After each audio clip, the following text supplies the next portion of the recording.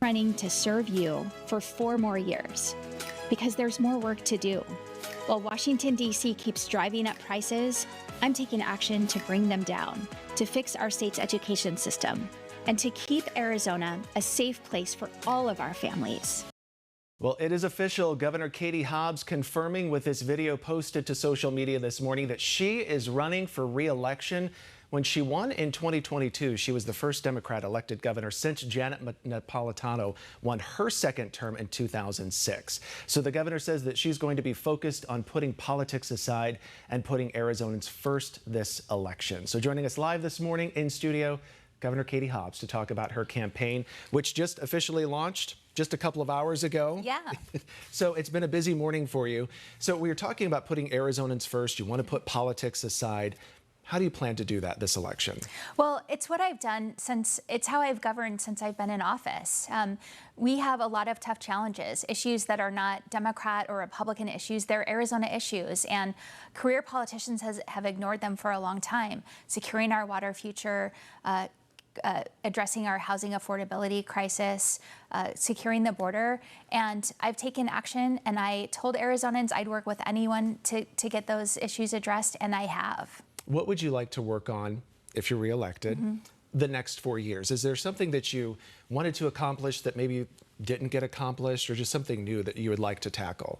Well, a lot of the issues that we're facing, and I hear from Arizonans across the state, lowering costs, securing the border, housing affordability, investing in education, these are issues that career politicians have ignored for a long time, and they're going to take long-term solutions. So I'm really proud of the work I've done to deliver for Arizonans on those issues, but I know that there's more to do, and I'm ready to do it. How are you going to reach across that aisle, though, to try to attract that middle voter, that swing voter, even bring over some Republicans right now, because it's very polarized? Yeah, so you mentioned my win in 2022. It was a very narrow margin, and we know it's going to be close again. I'm not taking a single vote for granted, and I am working this campaign to make sure that I am talking to Arizonans, whether they're Republicans, Independents, Democrats. But again, the issues we're facing are Arizona issues. They're not political issues, they're not partisan issues, and we need leaders who are going to bring people together to drive solutions and address them. Something that's different this go around is a lieutenant governor. It's a little bit, we haven't had that here. Yes. It's been the Secretary of State who's been the next in line after you. And so now you have to pick a lieutenant governor to basically run with you. What is your ideal lieutenant governor? What are they going to, I guess, like just have as, I guess, morally, politically? Well, I've certainly been thinking about that, but it's early to kind of talk about the process and where we are. But certainly someone who is going to be focused on addressing the issues that face Arizonans, just like I've been, and who's going to help ensure that we're reaching out to Arizonans across the state. Would you pick a Republican to be your running mate? Certainly nothing's off the table. What about when you ran against Kari Lake, and that was a very, very contentious back and forth, you decided that you were not going to debate. Will you debate this time?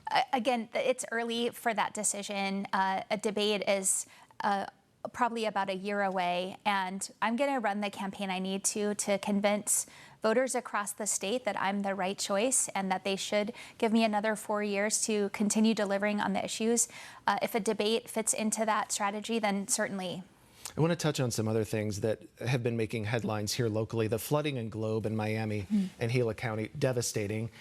We look at our 7-day forecast that was just on before us, and they're expecting even more rain.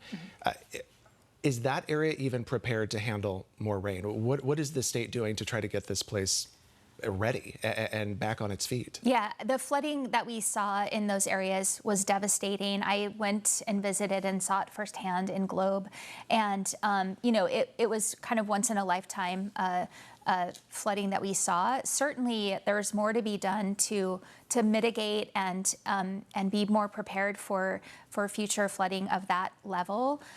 But that being said, right now we're focused on helping with recovery, and the state has garnered all the resources we have available. We're working to garner the federal resources and make sure that the families and the small businesses that have been affected can recover as quickly as possible. Have you had a good response from the federal government? Yes, actually, from the get-go, we were on the phone with FEMA, the Federal Emergency Management Administration. Their folks have been really responsive. I personally talked with the secretary, who committed that the resources we needed would be available. Some of the leaders in Gila County, they were asking for more assistance. Has more assistance, has that been sent to them? So with an emergency declaration, we unlock a certain amount of funds. There's a cap for those. So we're working with Gila County right now to get the federal resources that will come in to help support. You look at the video, and it is just devastating. I mean, you know, several people lost their lives because of this.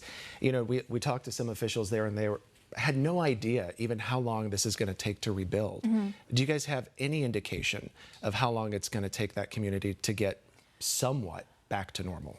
So I was there last weekend, and the officials were still doing assessments. They have to assess the safety of even starting to rebuild. There was one restaurant, though, they already had new siding up inside, and they're ready to reopen. So it's going to be a varying degree of readiness. But I know that our goal, and I know from the folks I talked to, they want to be back up and running as quickly as possible. So we're focused on getting those resources so that they can. Another area that we saw that was hit a couple of months ago was the north rim of the Grand Canyon, devastated. Yeah. I know that you toured that area as well, and miraculously, part of it reopened. Yeah. What is that like, getting that area of the North Rim back on track? Now we're dealing with a government shutdown, but just at least getting it rebuilt. Yeah, so I visited up there just after Labor Day weekend, and Labor Day weekend tends to be the busiest time of the entire tourist season for not just visitors at the North Rim, but all of the businesses that rely on that. And so this has been a very challenging season for them. And so we talked about the ways that state can help support their businesses as they're recovering from this as well. And I think, you know, most of the season in terms of tourism up there is ending. So it's going to be a lot, and we work to stand up as many state resources as are available. All of the state agencies listing, you know, what support they can provide, but most of the resources that are coming in are federal, and we're working to help businesses access those resources. So tourism being impacted, obviously, and now we have the government shutdown as well. I know that you said that the state would not be stepping in to keep the Grand Canyon open. Is that still the case? Well, first of all, the federal government said that they were going to keep national parks open, so that was very encouraging. The problem, and what makes this shutdown different than previous shutdowns, is the state is already facing huge funding cliffs because of the partisan Washington budget that passed and is slashing healthcare, among so many other things. And we're already being faced with these really tough choices when it comes to budgeting and how we make our limited state resources fill these gaps that we rely on federal funding for. And so putting this layer of shutdown on top of it, we just don't have the capacity. One of the things that's making headlines as well, you know, and it's just so divided right now, the immigration issue. We have ICE. Yeah. Now we have the president deploying, or at least attempting to deploy, the National Guard to Chicago, Portland, Los Angeles, Memphis. What is your plan? Have you thought about if the president decides to send the National Guard into Arizona? I've certainly thought about that. But I don't want to speculate. It's a hypothetical at this point. I'm focused on. But it seems like it could be a very good chance. I mean, he is really focusing, it seems like at this point, on Democratic-led states. Certainly. So I mean, it could happen. Certainly, we're having those conversations. But again, I'm not going to speculate this is what we'll do if this happens, because every situation is unique. We're certainly watching what's happening in other states. What I will say is this: the president campaigned on keeping our communities safer and saying that he would deport the worst of the worst. And that is not what we're seeing happen. and I don't think this is what Americans signed up for. As the governor of a border state, I am absolutely cognizant that Arizonans want a secure and orderly border, and that's what I've worked to focus resources on. That's where I've been able to partner with the Trump administration and find common ground. But his enforcement efforts are not what's keeping us safer. We're seeing some of the enforcement by ICE, and Governor Pritzker of Illinois, he tweeted, "Get your cell phones out, record what you see, put it on social media, peacefully ask for badge numbers and identification." What would you advise Arizonans who maybe encounter that, an ICE person taking someone into custody? Well, there's a lot of organizations out there that are making sure that Arizonans know what their rights are and that they're equipped with that information. And so I would just point folks in that direction to make sure that they're informed about what their rights are. So the governor, launching today officially your campaign for re-election. Thank you so much for being here. Thank you. Do we have a bus tour? What are we expecting this time around? More to come, but yeah. All right, so Governor Katie Hobbs, thank you so much for joining us. Thank I'm you. sure we'll be chatting more soon.